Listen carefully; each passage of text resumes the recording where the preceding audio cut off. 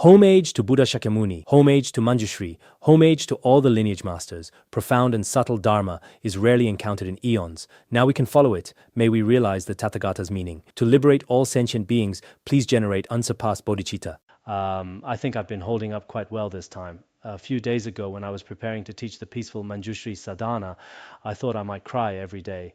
But then I found that if you shift your focus, much like people do nowadays, those distracting thoughts just vanish. It's a pretty effective method. With Tulku Tenzin here with us this time, I believe these teachings on the peaceful Manjushri sadhana will carry a very special blessing. If you're willing to listen, everyone can receive the transmission. This way, you can practice it yourself in the future. You can follow this approach during your practice as well. So I'm thinking, for those of you listening to the Guhyagarbha teachings, if you have attendance cards, we'll give you a Dharma text as well. After Tulku Tenzin finishes the oral transmission tomorrow, we can distribute the texts. Even those who only have cards for the Guhyagarbha teachings this time will also receive a copy. However, I haven't officially given you permission to attend my lectures yet, so for now there are still many curtains separating the inside and outside. Still, this is a sign of some progress for you. Some of you might have been wondering, if I receive the oral transmission, can I also get the Dharma text? That's about it. That's the plan for tomorrow. Now let's continue with the Guhyagarbha Tantra. Yesterday, we already covered the principles of how to eliminate confusion. Even though we are currently in the state of sentient beings, clouded by so many causes of confusion, if we apply the right antidotes and truly practice, this confusion can be totally dispelled. It's just like when someone is dreaming. If the right conditions come along and wake them up, the dream instantly vanishes into thin air. So far, we've already discussed the uncommon principles of Tantra. Now, let's use a more general sutra approach to explain this. For example, in the Compendium on Logic, well, of course, that text doesn't explicitly teach primordial purity or the principles of original equality and emptiness. It only says that the so-called self-grasping doesn't exist, and this self-grasping can be eliminated through wisdom. That's its main point. So Mipham Rinpoche quotes some principles from the chapter on valid cognition in the Compendium on Logic. In addition, this is proved according to common reasoning as stated in the Compendium on Logic. I'll insert the verses in between and then explain using the commentary. The characteristic or nature of consciousness is to apprehend and know objects. So what are the original characteristics of the mind? One key feature is its capacity for clear and vivid awareness of objects. That's one of its traits. Another is that it can apprehend those objects. For example, pillars, vases, or people and animals outside, the mind can distinguish each one. It's a phenomenon that can apprehend and know objects. Then, from the perspective of the subject, the object is grasped, just as it appears. If the object is white, you grasp it as white. If the object is red, you grasp it as red. So consciousness can grasp objects just as they are. From the perspective of the object, due to grasping, whatever exists as its own nature is itself generated by the cognition of the subject. What this means is, if an object's own nature exists as blue, it can be known through the consciousness of the subject. Objects and consciousness have a relationship of producer and produced. If there's a white pillar, then that white pillar serves as the object, and through it arises the consciousness that apprehends the white pillar. This is because what consciousness apprehends without error is the object's own cognition. Actually, from their very nature, there's truly a very real relationship between mind and objects. Whatever exists in the external world, consciousness can grasp it accordingly. What's the special feature of consciousness? It can grasp all the characteristics of external objects exactly as they are. They have this kind of relationship.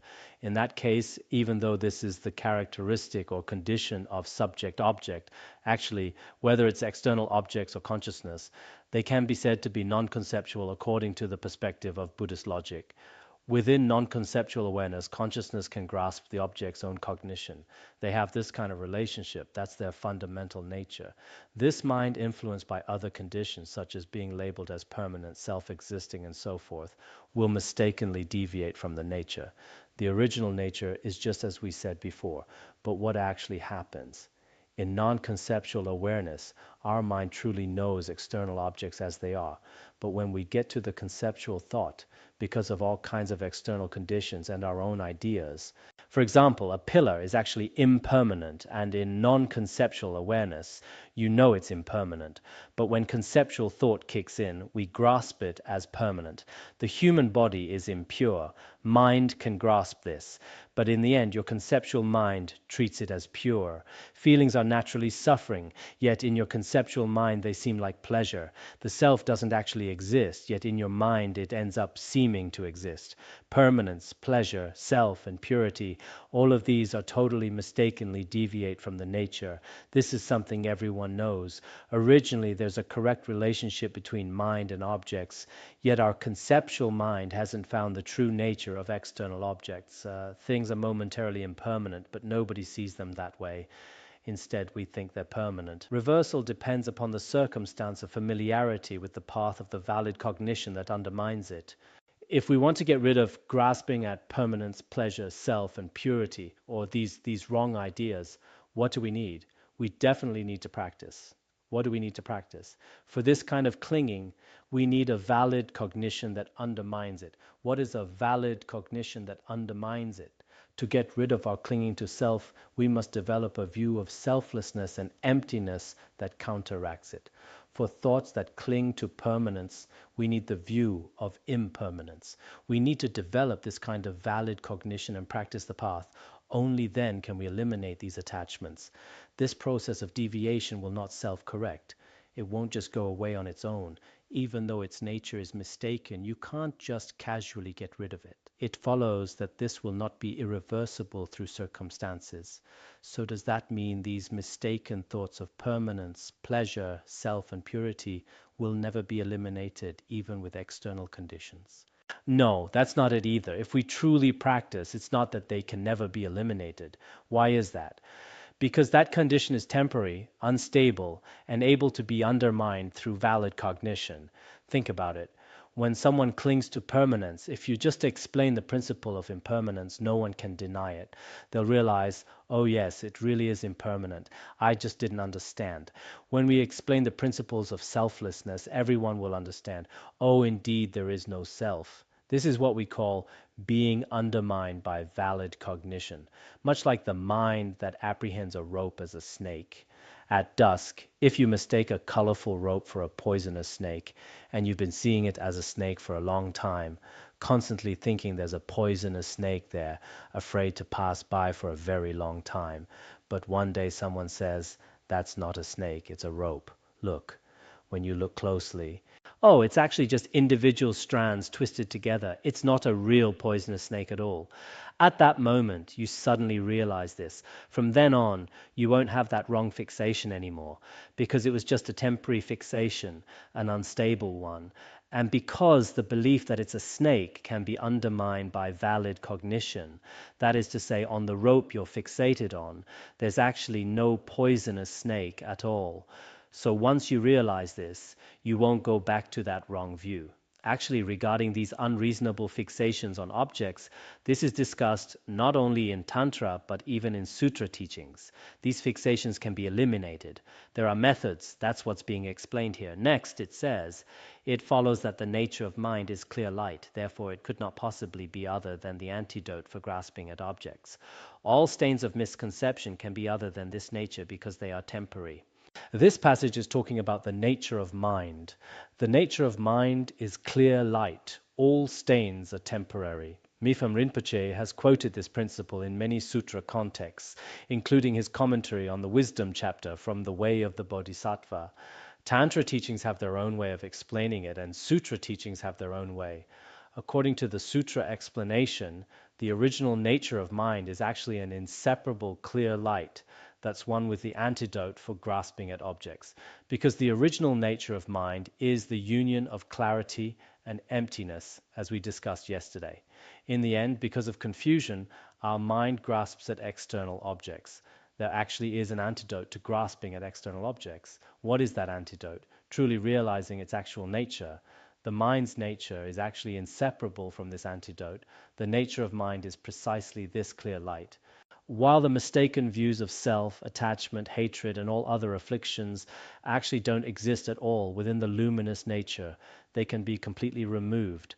They're temporary, like guests. Guests aren't the hosts. They come here today, have a meal, and leave. You can never find them again. When you need to find them, you can't.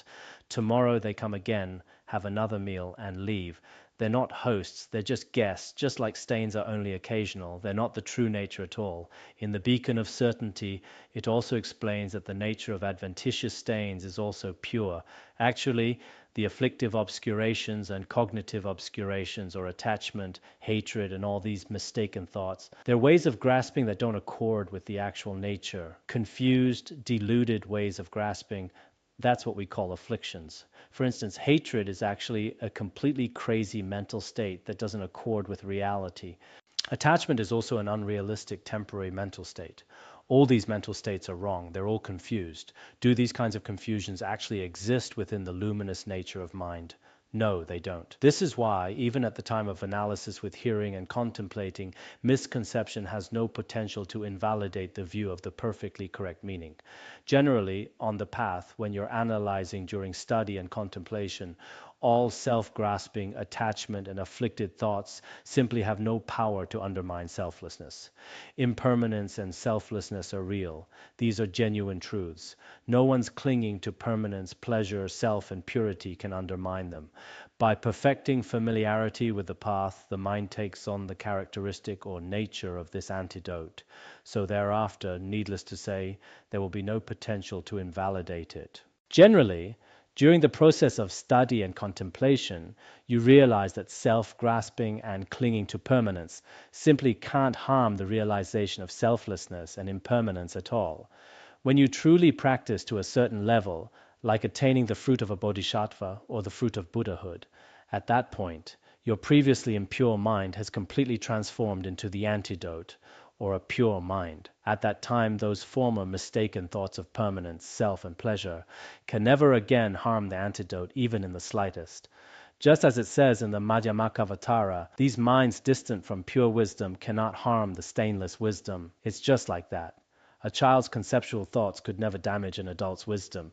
Whether this analogy is appropriate or not, well, we can use it for now. Actually, what Mipham Rinpoche really has in mind here isn't really to teach the compendium on logic, but mainly to explain the principle of original purity and equality. However, the principle of original purity and equality is also touched upon in logic texts. This is very important. For those who have not yet exhausted their habits, there exists a slight potential to be faulted. For instance, those whose habitual tendency in their mind streams haven't been exhausted, like ordinary people or those who haven't truly attained the fruit of noble beings, these mistaken thoughts of permanence, pleasure, self, and purity might harm them a little bit. They think, this is real, this makes sense. Nevertheless, for one who is able to cultivate the valid cognition that undermines such grasping, this incorrect perception within a practitioner's mind stream cannot possibly persist for long, just as a small fire burning on wet ground will not burn for long. This section should also be quite clear. Just now we said that truly harmful consciousness won't actually harm our minds. Even for certain individuals whose habitual tendencies in their mind streams haven't been eliminated, some ordinary people or those on the path, perhaps temporarily, while on the path, there's a slight harm to the mind stream. They think, this is permanent, this is pleasure, and so on. But when the mind stream has truly generated the valid cognition that undermines such grasping, by this I mean the wisdom of selflessness, impermanence, or the wisdom of original purity and equality, these solid realizations, when they've already arisen in those on the path of learning, those mistaken conceptual thoughts from before can't remain for very long. For us practitioners, it's the same way. If we practice well, at the beginning conceptual thoughts arise, thoughts of permanence, self-grasping. But when we practice to a certain point, our previous self-grasping and afflictions are all defeated in the process of battling with the wisdom of selflessness. In the end, your self-grasping and clinging to permanence gradually disappear. They can't stay for a long time, because in their mind stream, this correct view has truly pervaded everywhere. For example, imagine you see a colorful rope and think it's a poisonous snake. But later, through powerful reasoning, you realize it's absolutely not a snake. It's a rope. At that point, occasionally, because you still have some grasping tension and fear, you might think, could this possibly be a snake? But then you think, no, it's definitely not, because that day I examined it from beginning to end extremely carefully. It's absolutely impossible. From then on, with this correct view, you completely overcome the previous mistaken thoughts. Even if a little doubt occasionally arises, it won't last long because your mind stream is already filled with the correct view. It's like when a small spark ignites in a damp place, it can't last long. When everywhere is ice and snow, a tiny bit of fire can't possibly survive. In terms of the relationship between attaining a bhumi and stream entry, I remember this is explained in Mipham Rinpoche's commentary on the Compendium on Logic, right? When you have time, take a look. I forget some of the details. A while back, did we teach this section of the Compendium on Logic? It seems we haven't reached that part yet. Have we taught it? Not yet, right? Next it says, once there is the unmistaken correct view, and the mind assumes that nature or very condition, the torment of suffering, is brought to an end, and there is no longer even the slightest potential to turn back, even if a contradictory opposing position is compellingly imposed. Since the mind maintains that perfectly correct position, there is no existing valid cognition that could reverse this. When the mind has completely transformed into wisdom, free from suffering and with nothing to harm it, no permanence, pleasure, self, or purity, it becomes the nature of the unmistaken correct meaning. At that time, contradictory opposing position, like permanence, self, pleasure, or purity, and all sorts of other conceptual thoughts, can't harm you, no matter how hard they try. Your mind stream has completely transformed into wisdom. This is the realization of great practitioners. For great practitioners, no matter they are in any situation or environment, even living among poisonous snakes or in situations that would harm their disciplined view or conduct, there's not the slightest harm. Why? Because their minds have completely become the mind of the antidote. Their mind won't regress.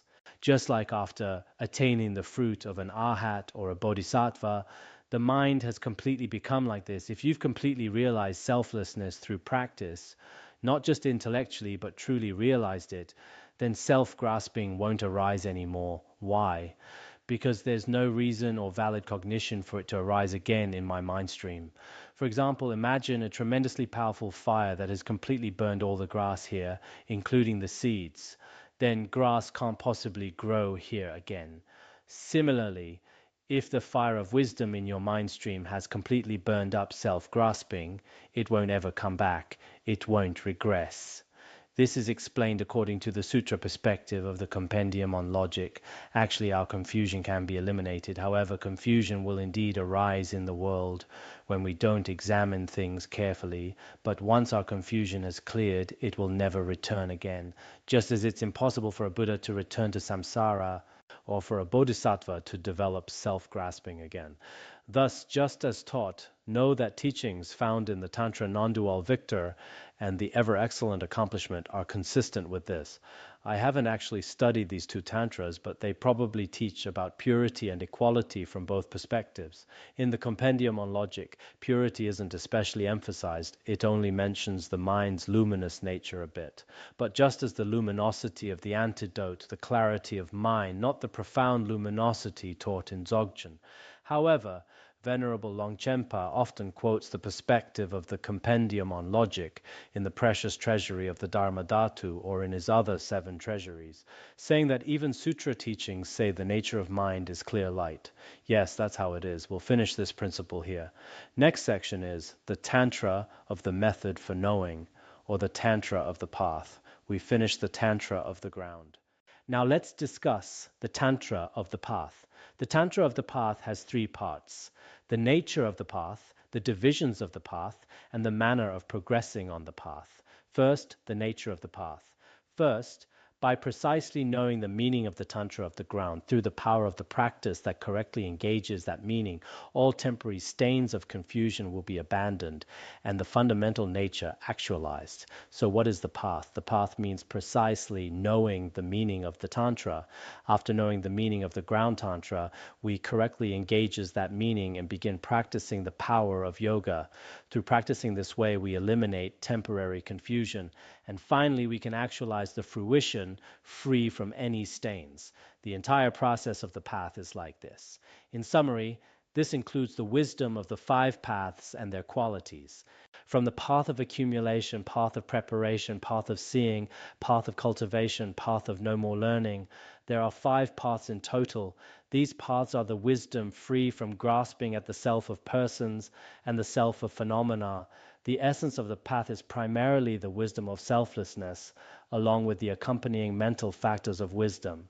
For example, a first Bhumi Bodhisattva has the wisdom of selflessness and the perfection of generosity. At the same time, in a first Bhumi Bodhisattva's mind stream, there are other mental factors related to wisdom, including faith, mindfulness, meditative concentration, and so on. Moreover, in the root Tantra, it states, whoever masters the potency of the Dharani, unifying the characteristics of knowing and engaging, and also masters the root causes and contributing circumstances that mature the result, will be renowned as a victorious Vidyadhara. This is very important. I remember when I first came to Larungar, His Holiness Jigme Phuntsok Rinpoche was teaching the Guyagarbha Tantra. I was studying with Khenpo Gendun Norbu from Hongyuan. He had each of us memorize this verse because we'd use it regularly. It's very important. I can still recite it now. It should have been the winter of 1985, right? At that time, Khenpo Gendun Norbu gave us instruction. Mastering the Dharma characteristics refers to the view, understanding the nature of the ground we just discussed. This is actually the principal cause, the root cause for maturing the fruition. Engaging the Dharma characteristics means practicing what you've realized.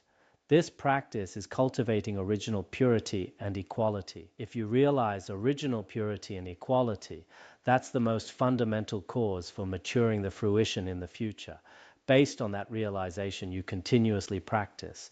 This continuous practice is the fundamental condition for attaining fruition, not the main cause, but the contributing condition.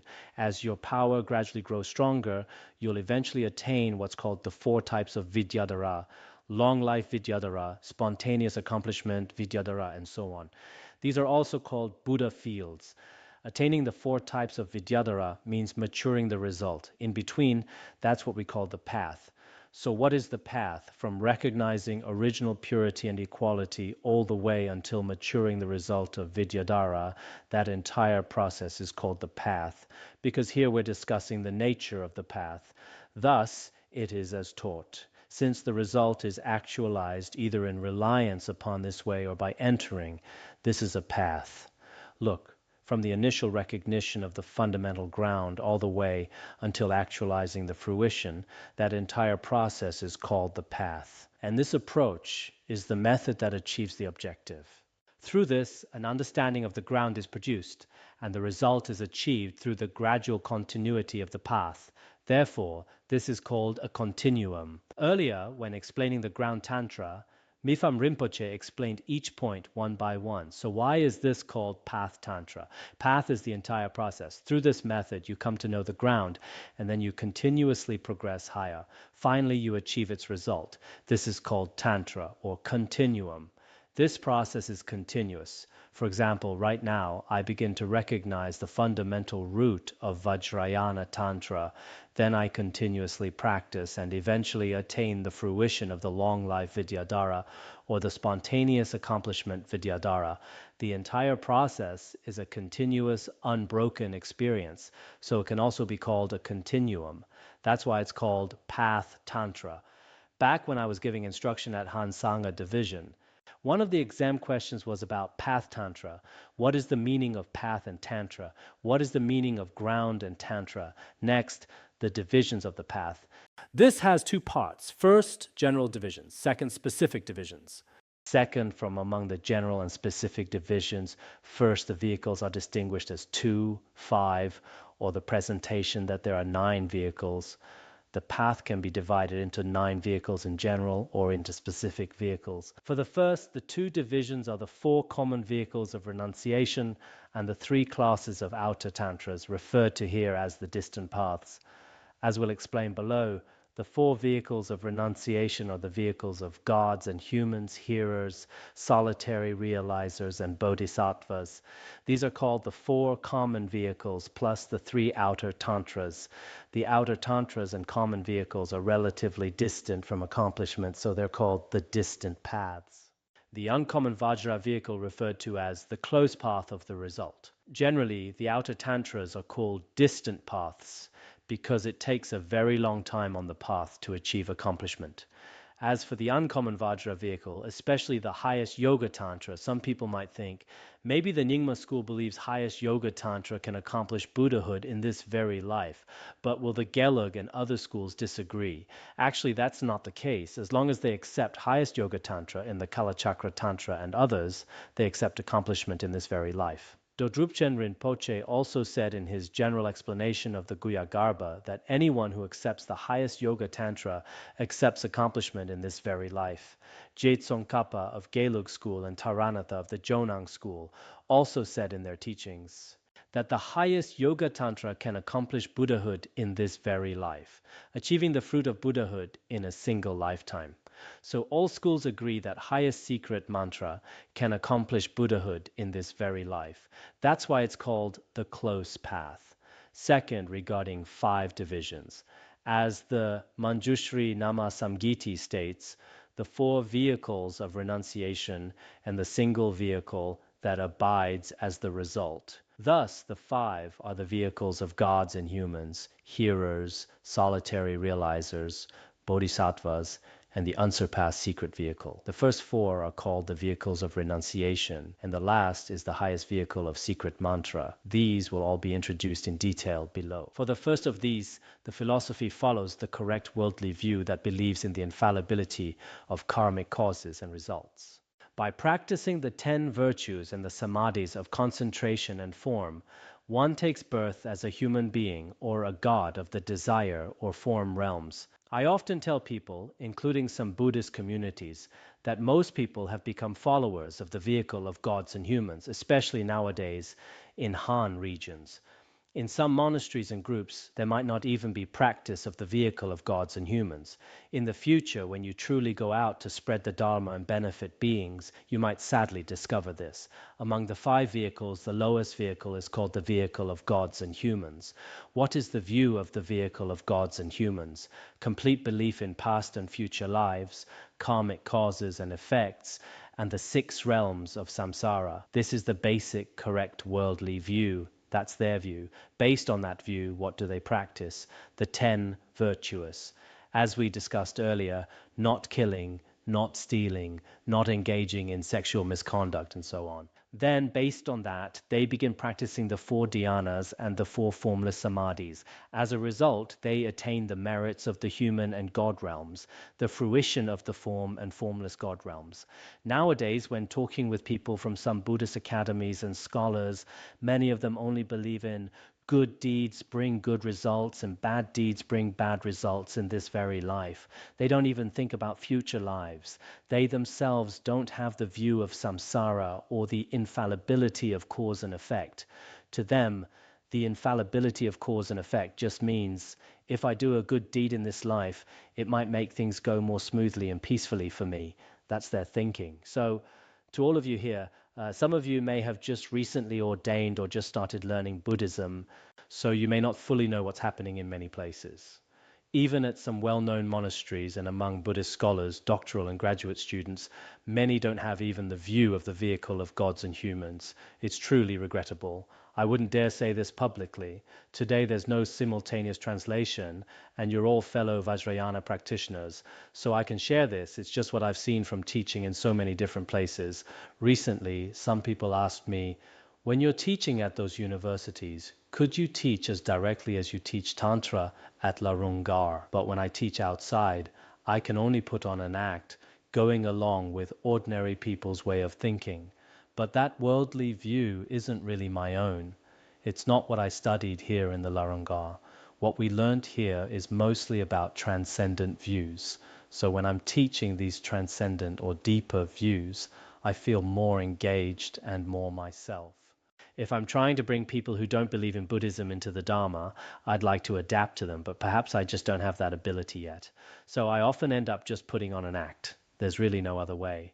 It's truly sad that nowadays many people lack even the view and practice of the vehicle of gods and humans, much less anything higher. As for the philosophy of the second, the hearers assert that by following the correct view of the meaning of the Four Truths, as well as morality, samadhi, and familiarization with the selflessness of the person, 7 temporary results will occur, such as becoming a stream enterer and so forth. The final result is the complete exhaustion of all fetters of the 3 realms of existence and the achievement of the state of a foe destroyer. Here there are the 2 philosophical schools of the Vaibhashika and Sautrantika.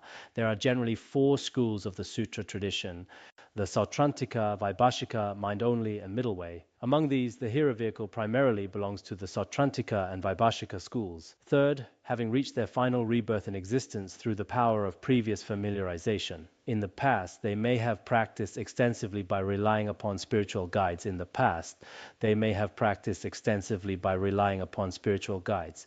They have reached their final rebirth in existence. The final rebirth in existence means someone who will attain fruition in this life. And without reliance upon a virtuous spiritual guide and through the strength of the nature of phenomena and the method of knowing the profound interdependence between the outer and inner, the solitary realizers realize the Four Truths.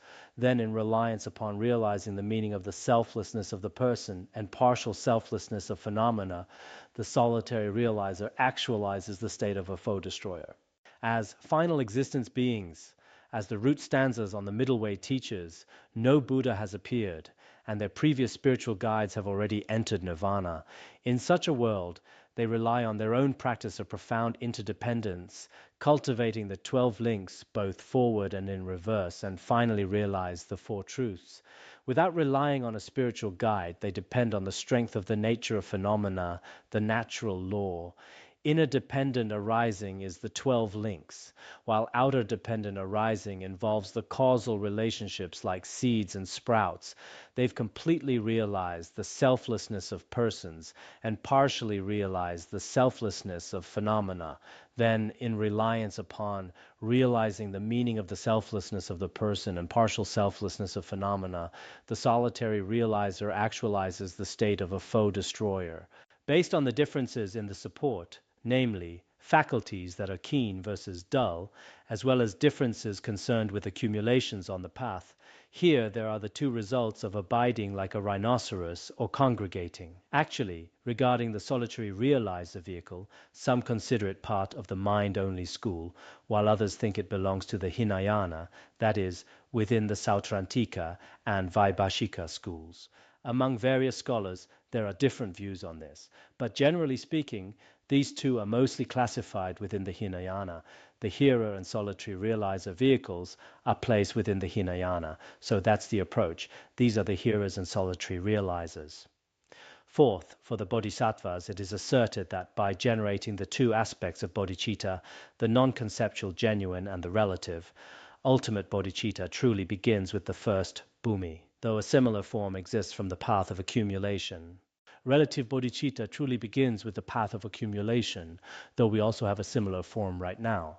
The path of the 10 paramitas is practiced by becoming familiar with the meaning of twofold selflessness for 3 immeasurable kalpas. The result will be the attainment of Buddhahood. Those with sharp faculties take 3 immeasurable eons, those with medium faculties 7, and those with dull faculties 33 immeasurable eons to practice the 10 paramitas. This vehicle includes both the proponents of the middle way school, who have thoroughly realized the view of twofold selflessness, and the proponents of the mind-only school, who have not realized the subtle selflessness of phenomena due to the belief that non-dual self-awareness has true existence. The mind-only school maintains that ultimately there exists a truly existent non-dual self-awareness, meaning a subtle consciousness that still exists and isn't emptiness. For this reason, they still accept a form of true existence. That's the sutra tradition. Now, for Tantra, Actually, I don't really need to explain sutra in detail here because we're teaching Tantra. Next, it says, fifth, the ultimate resultant mandala refers to taking whatever is possible onto the path of the present moment by means of the exceptional view and conduct where the state of Buddhahood is swiftly accomplished. So what is the unsurpassed Tantric teachings? The Tantric teachings are essentially the ultimate resultant mandala, the Dharma of the result. With the resultant mandala, all the qualities of the result are all used right now in the vehicle that takes the result as the path. The Tantric vehicle is very direct. It doesn't use the cause as the path. Instead, the enlightened qualities of the fruition are directly employed right now. It has an exceptional view and exceptional conduct. What is the exceptional view? Directly understanding and realizing the nature of original purity and equality. And what is the exceptional conduct? Since there's nothing to accept or reject in the view, the conduct can also be practiced directly without deliberate acceptance or rejection. So tantric conduct differs from general sutra conduct because in the view there's no distinction between pure and impure. The conduct also often shows the tantric quality of non-attachment. But some people only have the conduct without the view. As the beacon of certainty says, this is quite dangerous. For example, in the view you may realize that there's no me and no you, no clean and no dirty. Everything is completely equal. Once you've realized this view, then like the Chinese monk Jigong, whether he ate dog meat or not, pure or impure, it was all the same to him. That's his level of realization. But if you haven't realized this in your view, yet you start acting that way in your conduct, as Mipham Rinpoche says in the Beacon of Certainty, this is called crazy conduct, and it's very dangerous. So the Vajrayana truly has an exceptional view and conduct. Right now, we can practice these means to different degrees. Those with sharper faculties and greater wisdom can apply the means at higher levels. For those who haven't reached that level yet, even practicing through visualization can be beneficial. In regard to this, there are two approaches. According to the inner tantras, both the deity to be accomplished and the practitioner are viewed as equal, leaving no differences such as high versus low. The inner tantras are higher. There's no difference between the deity and oneself. We often visualize ourselves as Vajrasattva. Vajrasattva and I are exactly the same. Vajrasattva is me, and I am Vajrasattva. I am inseparable from him. This is a practice within the inner tantras. According to the outer tantras, from the relative point of view, the deity is believed to bless one's mind based on the distinctions of high versus low. In the relative, the deity is supreme. Visualize the deity in front, thinking, I haven't reached that level yet, I'm still inferior. There's a distinction between the noble and the ordinary. But ultimately, we're inseparable. I can attain the deity's fruition. Through outer tantra practice, siddhis come from the deity. Through inner tantra practice, siddhis come from your own nature. This is explained in the pith instructions of earlier great masters. What's the difference between the outer and inner tantras? In the inner tantras, it is held that our own mind's treasure is the deity itself. All siddhis and qualities can be attained through our own mind. In the outer tantras, it is held that the deity and I are separate. We should explain the next section. Actually, nowadays, many people truly don't understand Vajrayana. When they see a practice, they have no idea whether it's an outer or inner tantra practice. If it's an inner tantra practice, they can't tell if it's Mahayoga or Anuyoga. Many people just don't understand.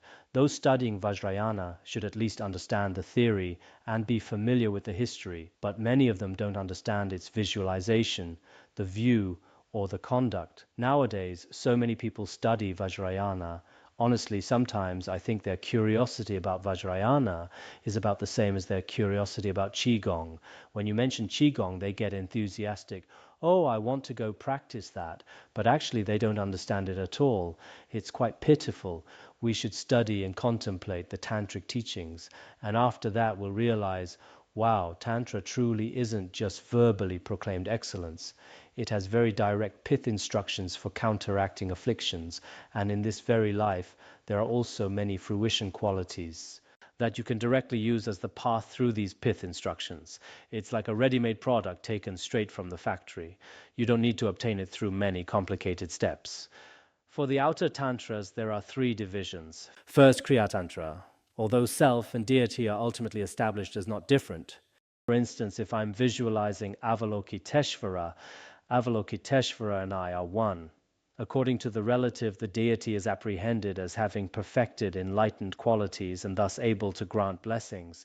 So the deity and oneself are viewed as master and servant. The deity has the qualities, while I don't. He can bless me. The view of superior versus inferior is not an exceptional feature of this view. Kriya Tantra doesn't distinguish itself by thinking the deity is excellent while you're not, or that there's a superior-inferior relationship between the two. That's not what makes it distinctive. So what is it? However, just as the master has the power to give a special favor to his servant, likewise, by relying upon deity and mantra, there exists an exceptional certainty for the two siddhis to be accomplished within one stream of mind. What's distinctive about it in the relative? For example, when I recite the Avalokiteshvara's name or mantra, I think Avalokiteshvara is especially excellent. Most of our visualization practices are like this, right? He's extraordinarily excellent, with perfectly complete enlightened qualities. I'm someone with very heavy karma and afflictions. If I pray sincerely, he'll bless me and grant me siddhis. My view isn't that high yet. I haven't yet realized the inseparability of myself and the deity, so it's like the relationship between a master and servant in the world. Nevertheless, it should not be considered that the deity's only power lies in the bestowal of siddhi. Having confidence in the way that ultimately one becomes inseparable from the deity's nature incites a degree of exceptional certainty. For now, you can't completely become inseparable from the deity's nature, but ultimately you and the deity can become inseparable. The key point is therefore based on the confidence gained in the genuine truth of the deity, and the practitioner being equally united by the undeceiving interdependency of relative truth. Basically, you could explain it this way through middle way philosophy too. Within the entire Vajrayana, this is the lowest view. That's why we often see Tangasoteric Buddhism classified as Kriya Tantra and Charya Tantra. Many practices in Tangasoteric Buddhism, translated by Amoghavajra and others back then, can still be found in many Chinese Tripitakas today. The other day I was looking through some and saw many sadhanas. There are quite a lot of practices like this. Subsequently, through the methods for correctly practicing the characteristics of the deity's kayas, mantras, and so forth, according to the scriptural liturgy, the nature of the deity awakens in one's mind, like transforming iron into gold through alchemy. Originally, iron and gold were separate, but later, through the alchemical elixir's special blessing and power, the iron also transforms into gold. Originally, my mind stream was very impure, and the deity and I had a distinction between noble and ordinary. Through the deity's blessing, by the end, just as iron transforms into gold, I also attain the deity's fruition through the convergence of root causes and contributing circumstances, taking the realization of the thoroughly pure view as the basis and diligently practicing the deity, mantra and samadhi in harmony with that will accomplish the result. So what's the conduct in Kriya Tantra? Emphasizing the activities of body and speech without allowing the branches of the ritual, such as the outer activities of bathing, cleanliness and so forth, to diminish. Great measures are taken to please the deity. Cleanliness is required in both monastic discipline and tantra. Try not to wear very dirty clothes. Some practitioners, today I noticed one practitioner whose robe looked like it hadn't been washed in quite a while. That won't do. This isn't how you practice Vajrayana. You should bathe regularly. A while back I posted on Weibo, hoping everyone would bathe regularly. Otherwise, if all your pores get blocked, the toxins inside can't get out, which causes many illnesses. Though here in the Tibetan region, forget about water for bathing, even water for washing your face is indeed hard to get.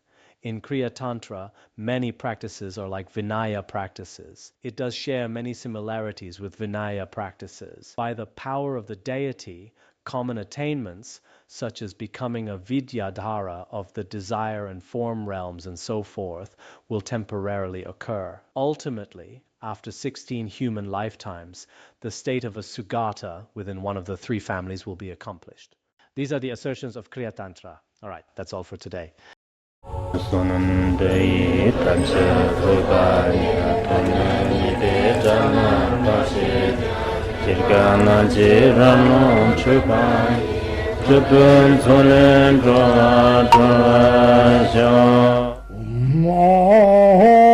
Bandharangara Badma Asadardam